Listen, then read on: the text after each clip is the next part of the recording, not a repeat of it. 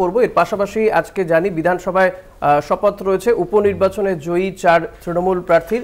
সেই শপথ নিয়ে রাজ্যপালকে তোপ দেখেছেন মুখ্যমন্ত্রী। রাজভবন যদি শপথ দেওয়ার ক্ষমতা থাকে তাহলে বিধানসভার ক্ষমতা কেন থাকবে না। ইনফ্যাক্ট গতকালই রাজভবন থেকে একটি চিঠি গিয়েছিল বিধানসভায় যে এর আগে উপনির্বাচনে যে দুজন জয়ী হয়েছিলেন তাদের যে শপথ হয়েছিল সেটাকে অসাংবিধানিক বলা হয়েছিল রাজভবনের পক্ষ থেকে।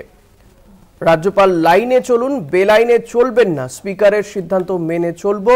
রাজ্যপাল 500 টাকা জরিমানার কথা বলেছেন। হঠাৎ রাজ্যপালের কিসের টাকার দরকার পড়ল? যদি জলপানির প্রয়োজন হয় তাহলে বলতেই পারেন। নতুন বিধায়কদের সাহায্য না করে পেনাল্টি করছেন, এমনও মন্তব্য করেছেন মমতা বন্দ্যোপাধ্যায়। রাজ্যপাল সিভি আনন্দ বোসের বিরুদ্ধে সরব মমতা বন্দ্যোপাধ্যায়।